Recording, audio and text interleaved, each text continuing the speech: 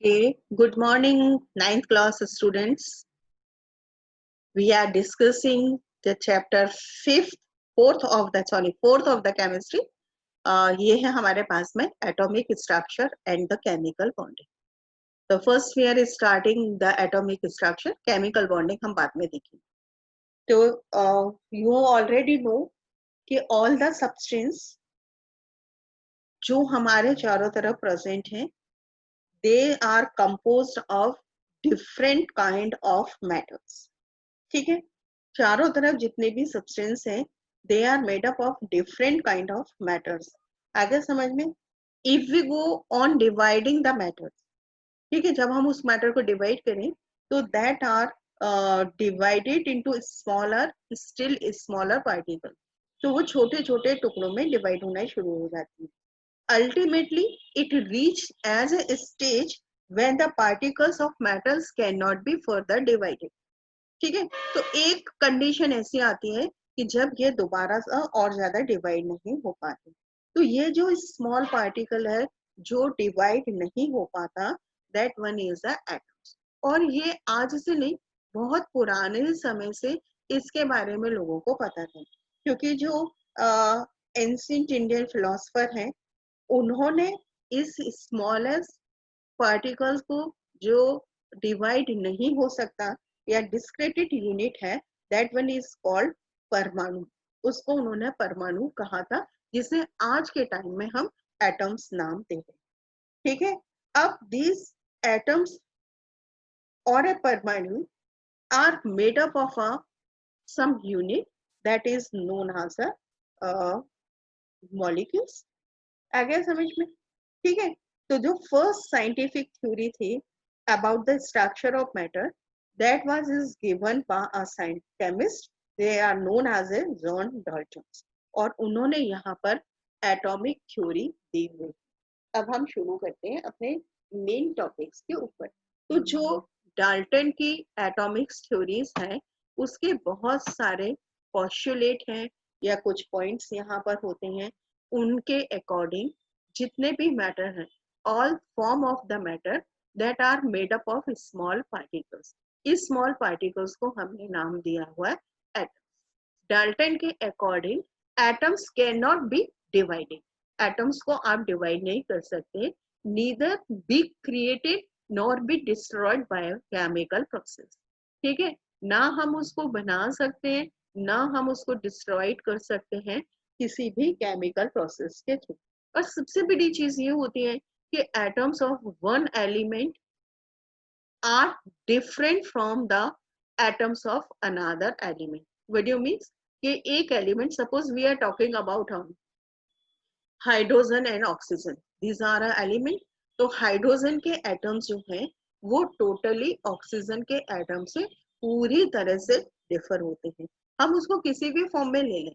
देखिए, जैसे हाइड्रोजन के लास्ट शेल में 1 ही इलेक्ट्रॉन है, उसकी वैलेंसी 1 होती है. ऑक्सीजन के लास्ट शेल के अंदर 6 है, उसकी वैलेंसी -2 होती है ना ऐसा. ठीक है, उनकी प्रॉपर्टीज भी अलग अलग होती हैं. ऑक्सीजन कंबेक्शन में हेल्प करती है, वो कंबस्टाइड होती है, लाइक दैट एंड दैट. तो उसका कहने का मतलब क्या है कि एक एलिमेंट के जितने एटम्स हैं वो दूसरे एलिमेंट के एटम से कहीं भी रिजेंबल नहीं करते, वो टोटली डिफरेंट होते हैं. ठीक है, लेकिन एक एलिमेंट के all the atoms are identical.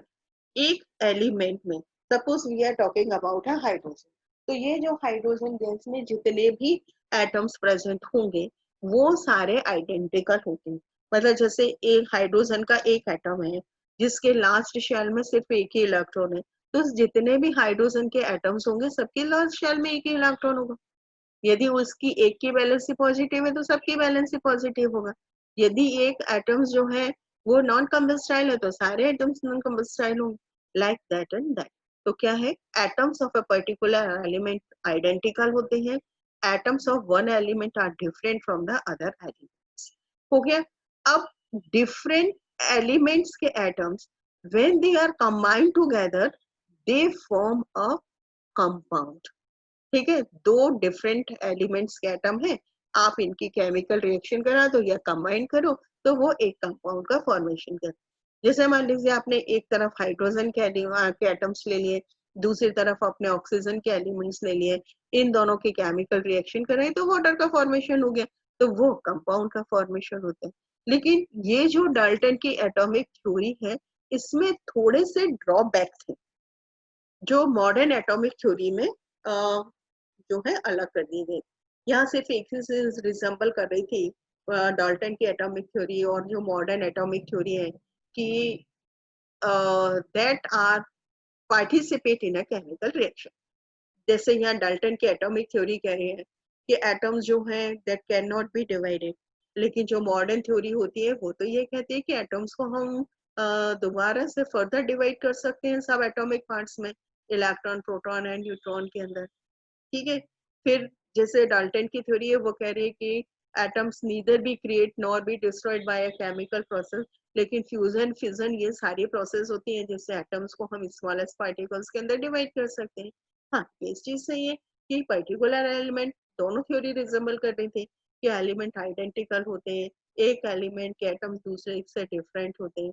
आगे समझ में? तो ये थी हमारे पास में डाल्टन की थ्योरी।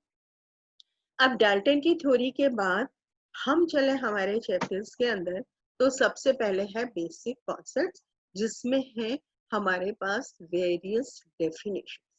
तो अलग अलग केमिस्ट ने अलग अलग डेफिनेशंस यहाँ पर दी हुई। ठीक है, एलिमेंट की डेफिनेशंस अलग अलग केमिस्ट के अकॉर्डिंग अलग अलग है।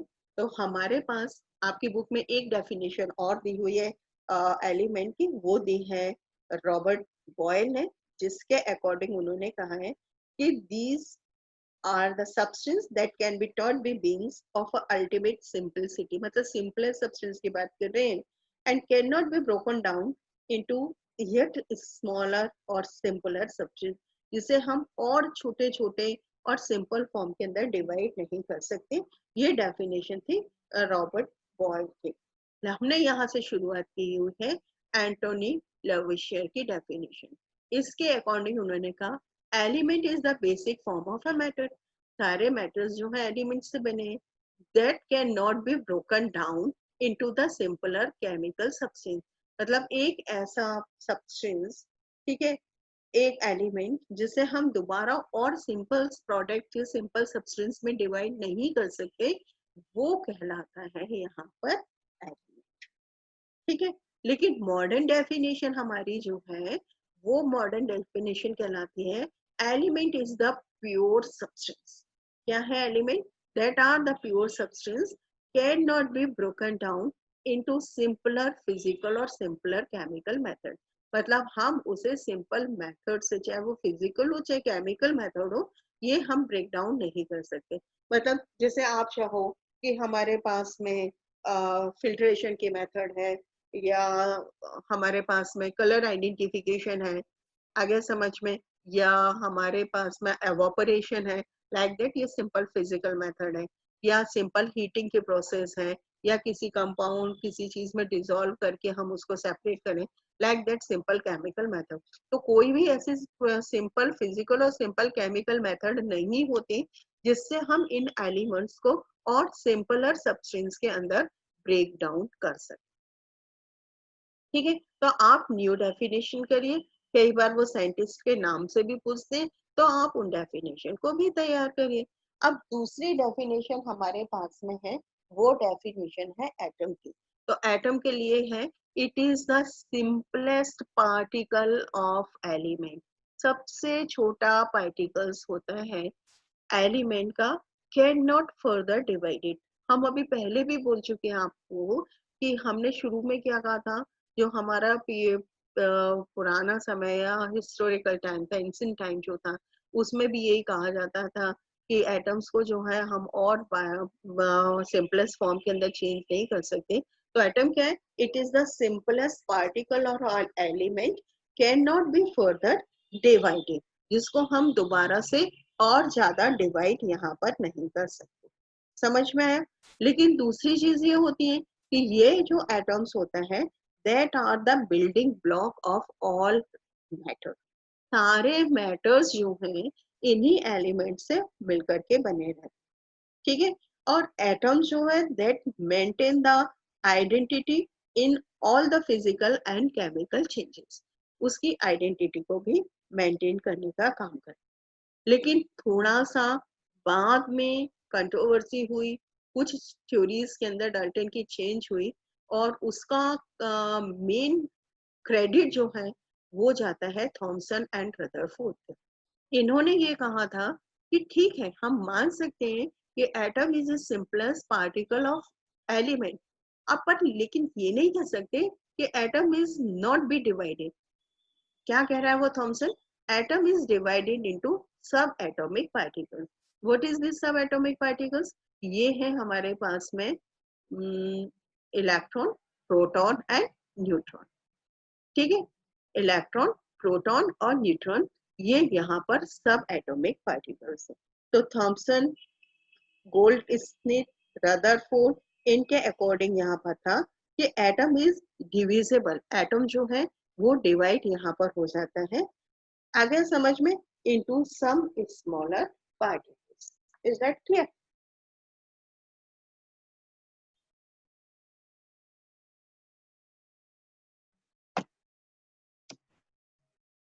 अब आते हैं हम यहाँ पर इस चीज के, तो यहाँ से हम जैसे कहा जा रहा है, थॉमसन की थ्योरी, रदरफोर्ड का कहना है कि atoms are made up of some smaller particles, और वो अपन बात कर रहे हैं कि atoms are made up of electron को हम, सॉरी, एटम्स को हम इलेक्ट्रॉन, प्रोटॉन और न्यूट्रॉन के अंदर डिवाइड कर सकते हैं। तो हमको पता कैसे चला कि इसमें ये पार्टिकल्स भी होते हैं? तो देखिए यहाँ पर आपके पास में एक डायग्राम है, इस डायग्राम से हम पूरा कंक्लूजन यहाँ पर निकालेंगे। तो study of the cathode rays, ये एक्सपेरिमेंट उसके लिए किया है, या discovery of electron. Cathode rays की डिस्कवरी होने के बाद, मतलब उसके बारे में पता चला, तो फिर हमने इलेक्ट्रॉन्स के बारे में यहाँ पर बताना शुरू किया। अब इस डायग्राम के अंदर मैं पहले यहीं से क्लियर कर देती हूँ, फिर हम आपको एक्सप्लेन करते हैं। ये एक ग्लास की ट्यूब है, this is a discharge tube. ठीक है, हायर रेसिस्टेंस है, हायर टेम्परेचर के लिए इसके ऊपर यहाँ पर ये दो इलेक्ट्रोड लगे हुए हैं, और यहाँ पर एक सक्शन पंप लगा हुआ रहता है, ये लगा यहाँ पर। ठीक है, यहाँ से यहाँ पर हमने ये यहाँ पर स्टॉप करके यहाँ से हमने वैक्यूम पंप को यहाँ पर लगाया हुआ, आगे समझ में। और 1 एम्पियर की करंट यहाँ पर जनरेट करते हैं, हाई वोल्टेज जनरेट करंट यहाँ पर इस बैटरी से हमने दोनों इलेक्ट्रोड्स को यहाँ पर कनेक्ट किया। ठीक है, आगे समझ में। अब इसमें से हमारे पास में है एक, ये जो है वो कैथोड है, यहाँ पर ये एनोड, ये इलेक्ट्रोड लगे हैं। अब जब इसमें इलेक्ट्रिक करंट पास किया जाता है तो इस कैथोड से कुछ रेज यहाँ पर ट्रेवल करती हैं और वो एनोड की तरफ जाती है। आगे समझ में क्या कह रहे हैं? इसमें जैसे जैसे आप करोगे, अलग अलग टेम्परेचर, अलग अलग प्रेशर रखेगी, मैं एक सिर्फ जनरल बता रही हूँ, थोड़ी देर में अपन डिस्कस करते हैं। तो यहाँ से जिन्होंने कैथोड रेस कैसे कहा कि ये कैथोड रेस है, देखिए ये क्या हो रहा है, ये कैथोड से निकल कर आ रही हैं और ये एनोड की तरफ जा रही है। ठीक है, क्योंकि ये कैथोड से निकल रही है इसलिए इसको नाम दिया इन्होंने कैथोड रेस। अब कैथोड के पास माइनस चार्ज है तो डेफिनेटली इनके पास भी माइनस चार्ज होना चाहिए, तो इन्होंने कहा कि इनके पास माइनस चार्ज होता है, ये एनोड की तरफ जाती है।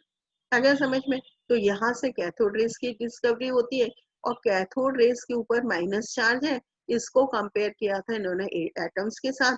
तो आपको पता है कि जो इलेक्ट्रॉन होते हैं उनके ऊपर नेगेटिव चार्ज होता है, तो यहाँ उसको उन्होंने कंपेयर करके फिर बाद में पूरी थ्योरीज दी हुई। तो देखिए क्या क्या होता है इस थ्योरी के अंदर, ये एक्सपेरिमेंट पूरा डिपेंड कर रहा था विलियम क्रूक्स के ऊपर। इस विलियम क्रूक्स ने इस एक्सपेरिमेंट के अंदर क्या किया हुआ है कि इन्होंने एक ग्लास ट्यूब के अंदर इलेक्ट्रिक करंट यहाँ पर पास आउट किया। ठीक है, एक इन्होंने ये ग्लास ट्यूब ली, ये 60 सेंटीमीटर लॉन्ग थी, इसके बोथ एंड यहाँ पर सील थे। आगे समझ में। और इसके अंदर इन्होंने 2 मेटोलिक इलेक्ट्रोड जो है वो यहाँ पर लगाए हुए हैं और एक स्टॉप पर कॉर्क यहाँ पर ये लगा हुआ है एनोड के पास, जिसका कनेक्शन उन्होंने इस वैक्यूम पंप के साथ में किया, ठीक है, जिसकी हेल्प से हम इस डिस्चार्ज ट्यूब के अंदर एयर के प्रेशर को टाइम टू टाइम चेंज करते हैं या इसको लो करते चले जाते हैं। आगे समझ में, बात समझ में आ गई। अब यहाँ से क्या किया इन्होंने, पहली कंडीशन इन्होंने क्या ली कि इस डिस्चार्ज ट्यूब के अंदर 10,000 वोल्ट का करंट यहाँ पर पास आउट किया, लिखा है ना हाई वोल्टेज जनरेट, मतलब सबसे पहले इस डिस्चार्ज ट्यूब में 10,000 वोल्ट का करंट इन्होंने पास किया, ठीक है, टेम्परेचर हाई है। अब हमने इस टेम्परेचर को हाई करने के साथ साथ यहाँ पर हमने एयर के प्रेशर को लो किया। पहली बार हमने प्रेशर किया था 1 एटमॉस्फेरिक प्रेशर। तो 1 एटमॉस्फेरिक प्रेशर करने के बाद उन्होंने ये ऑब्जर्व किया कि no current is flow between the electrodes, इसके बीच में कोई करंट पास नहीं हुआ। कारण क्या था कि जो गैसेस होती हैं they are the poor conductor of electricity, isn't. कब किया, 10,000 वोल्ट रखा उन्होंने, प्रेशर कितना किया है इन्होंने अभी यहाँ पर 1 एटीएम। 1 एटीएम मतलब आपका नॉर्मल प्रेशर जो 760 mmHg है एटमॉस्फेरिक प्रेशर, वो यहाँ पर किया हुआ है। इस प्रेशर के ऊपर क्या किया, क्या देखा उन्होंने कि कोई भी इलेक्ट्रिक करंट इस डिस्चार्ज ट्यूब में पास आउट नहीं हुआ। जब पास आउट नहीं हुआ तो उन्होंने एक कंक्लूजन निकाला कि जो गैसेस हैं they are the poor conductor of electricity. समझ में आ गया। अब दूसरी बार सेकंड कंडीशन में प्रेशर तो उन्होंने टेम्परेचर तो उन्होंने 10,000 ही रखा, लेकिन अब की बार प्रेशर जो है वो रिड्यूस करके 10 टू द पावर -2 एटमॉस्फेरिक करते। 10 टू द पावर -2 एटीएम मतलब 1 mm टू 10 mm के नियर हो गया। अब इसमें करंट पास आउट किया तो इन्होंने क्या देखा कि electric current start flowing between 2 electrodes, इन दोनों इलेक्ट्रोड्स के बीच में इलेक्ट्रिक करंट जो है वो पास आउट होना शुरू हो जाता है and colour glow is observe, ठीक है, यहाँ पर हमें कलर दिखाई दे रहा, ये दिखाई देने लगता है। ये जो कलर होते हैं, ठीक है, यहाँ पर कलर जो बीच में कलर हमें यहाँ पर दिखाई देने लगता है, और ये जो कलर होगा that are depend on the nature of a gas which are fill up inside this discharge tube। समझ में आ गया। जो भी कलर आपको दिखाई देगा वो हर गैसेस के लिए अलग अलग है और वो गैस के नेचर के ऊपर डिपेंड करता है कि हमने कौन सी गैस यहाँ पर भरी हुई। ये कब होगा, जब आप प्रेशर को रिड्यूस करके 10 टू द पावर -2 एटमॉस्फेरिक करोगे तब। अब तीसरी कंडीशन में इन्होंने क्या किया कि टेम्परेचर को तो उन्होंने 10,000 ही रखा, लेकिन अब की बार प्रेशर को और रिड्यूस करके 10 टू द पावर -4 एटीएम कर दिया, मतलब 0.01 mm के करीब, ठीक है, क्लियर। जब इतना कम टेम्परेचर किया तो अभी जो लाइट हमें 10 टू द पावर -2 पर इस ट्यूब में दिखाई दे रही थी, जो शाइनिंग या ग्लो यहाँ पे दिखाई दे रहा, वो यहाँ से डिसअपियर हो जाता है, ठीक है, but current is keeping on flowing, current यहाँ पर पूरा है। ट्यूब ग्लो विद अ फेंट ग्रीनिश लाइट, इस एनोड के पीछे ग्रीन कलर का ग्लो जो है वो हमें यहाँ पर दिखाई देता है। समझ में आ गया। अब उन्होंने कहा यहाँ पर if a hole is made in the anode, इस एनोड के अंदर हमने यहाँ पर छेद बनाया and tube behind the anode is cover by a fluorescent material. Fluorescent मतलब जिससे लाइट प्रोड्यूस होती है। इसमें एनोड में होल किए, पीछे हमने फ्लोरोसेंट मटेरियल से इस एनोड के पीछे यहाँ पर इसको कोटेड किया। और फ्लोरोसेंट मटेरियल हमें जो लेना है वो हमारे पास है जिंक सल्फाइड, ZnS। कौन सा लेना है? जिंक सल्फाइड हमको यहाँ पर लेना है। तो इस एनोड के पीछे ब्राइट स्पॉट इज डेवलप। इस जिंक सल्फाइड की प्लेट के ऊपर वही जो है ब्राइट कलर का एक स्पॉट जो है हमें यहाँ पर दिखाई देने लगता है। आगे समझ में। अब चूंकि ये रेज कैथोड से निकल कर आ रही थी और एनोड की तरफ जा रही थी, तो इनको हमने यहाँ से कह दिया कैथोड रेज। ठीक है।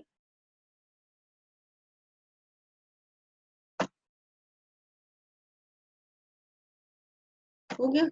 अब हम देखते हैं कि इन कैथोड रेज की प्रॉपर्टीज क्या। तो सबसे पहली प्रॉपर्टीज है कि cathode raise emerge from cathode, move towards the anode। कहाँ से निकल कर आ रही है? कैथोड से, और एनोड की तरफ यहाँ पर ट्रेवल कर रही है। हो गया। आगे समझ में। अब यदि इन कैथोड रेज के बीच में आप कोई ऑब्जेक्ट यहाँ पर रखते हो, ठीक है, तो these rays cast a shadow of it. उसकी रेज जो ऑब्जेक्ट आपने लगाया है बीच में, उसकी शैडो यहाँ पर बनने लगी। इसका मतलब क्या हुआ कि ये कैथोड रेज जो है वो स्ट्रेट लाइन के अंदर यहाँ पर ट्रेवल कर। ठीक है। आगे समझ में। ठीक है। अब तीसरी बार आपको क्या करना है, ये एक स्मॉल पैडल व्हील जो है इस कैथोड रेज के रास्ते में आपको लगा देना है। तो that are start mechanical motion. इसका मतलब ये होता है कि cathode rays are made up of material particles. वो मटेरियल पार्टिकल्स की बनी हुई रहती है। आगे समझ में। यदि यहाँ पर हम किसी इलेक्ट्रिक फील्ड को अप्लाई करें इन कैथोड रेज के बीच में, तो they are deflected towards the positive plate. तो कहाँ चले जाएंगे? दो फील्ड आपने लगाए, एक नेगेटिव और एक पॉजिटिव, तो ये पॉजिटिव फील्ड की तरफ जाती है। क्यों जा रही है? क्योंकि यहाँ पर पॉजिटिव फील्ड की तरफ इनका अट्रैक्शन होता है। और क्यों हो रहा है अट्रैक्शन? क्योंकि कैथोड रेज जो थे इनके पास यहाँ पर नेगेटिव चार्ज। हो गया। कैथोड रेज आयोनाइज है, तभी तो यहाँ से ये रेज निकल रहे हैं। Ionize through which they are pass. जहाँ जिस भी गैस में से आप इसको पास कराओगे, उस गैस को आयंस के अंदर या उसका आयोनाइजेशन यहाँ पर कर। कैथोड रेज जो है इनकी प्रॉपर्टीज होती है कि they are penetrate through the thin metal foil. ठीक है। कोई भी फॉइल यदि लगाओगे तो उसमें से पास आउट हो जाती है, पेनिट्रेट हो जाती है। हो गया। कैथोड रेज की जो प्रॉपर्टीज है, they are not depend upon the material of electrode and nature of gases. ना इलेक्ट्रोड के ऊपर डिपेंड कर रहे हैं, ना गैसेस के ऊपर, जो आपने डिस्चार्ज ट्यूब में फिलअप की हुई है उसके ऊपर यहाँ पर डिपेंड कर। समझ में आ गया? अब इन सारे पॉइंट्स के बेस पर जो ऑब्जर्वेशन यहाँ पर निकाला गया था, उसमें उन्होंने कहा था कि कैथोड रेज आर एक्चुअली है स्ट्रीम ऑफ स्मॉल पार्टिकल्स। ठीक है। They carry the negative charge, जिनके ऊपर यहाँ पर नेगेटिव चार्ज। और जब हमने इसको एटम्स के सब पार्टिकल से रिजेंबल कराया, थॉमस ने सब एटॉमिक पार्टिकल से इसको कंपेयर कराया, तो इन्होंने इसको नाम दे दिया यहाँ पर इलेक्ट्रॉन। आ गया समझ में? अब ये जो इलेक्ट्रॉन है, इन इलेक्ट्रॉन्स के ऊपर चार्ज किस तरह से होता है? तो चार्ज जो है, इलेक्ट्रॉन के ऊपर जो चार्ज है वो नेगेटिव चार्ज इलेक्ट्रॉन का जो होता है वो है 1.6 इंटू 10⁻⁻19 कॉलम। हो गया। जो रिलेटिव चार्ज है इलेक्ट्रॉन का, एक इलेक्ट्रॉन का -1, क्योंकि हम एक इलेक्ट्रॉन के लिए एक माइनस लगाते हैं, तो हमने कह दिया यहाँ पर नेगेटिव रिलेटिव चार्ज जो है -1। मास की बात की जाए तो मास निकालने के लिए हमारे पास में चार्ज अपॉन मास होता है। तो mass of electron E upon M E, जो है यहाँ पर 1.7588 इंटू 10⁻11। तो यहाँ व्हाट इज E? E जो है that is the magnitude charge of electron, M E mass of electron in KG. ठीक है, मास ऑफ इलेक्ट्रॉन केजी में कितना है आपके पास? 1.6022 into 10⁻⁻19 coulomb upon 1.7588 into 10⁻11 coulomb in kg. तो जब आप डिवाइड करोगे, कैलकुलेशन करोगे, तो टोटल मास जो आ जाएगा हमारा वो होता है 9.11 इंटू 10⁻⁻30। अब आप इसमें से सारी चीजें, नेगेटिव चार्ज याद रखना है एग्जाम के लिए, रिलेटिव चार्ज इलेक्ट्रॉन का याद रखना है आपको, और आपको क्या चीज याद रखनी है? मास ऑफ इलेक्ट्रॉन केजी के अंदर कितना यहाँ पर हो।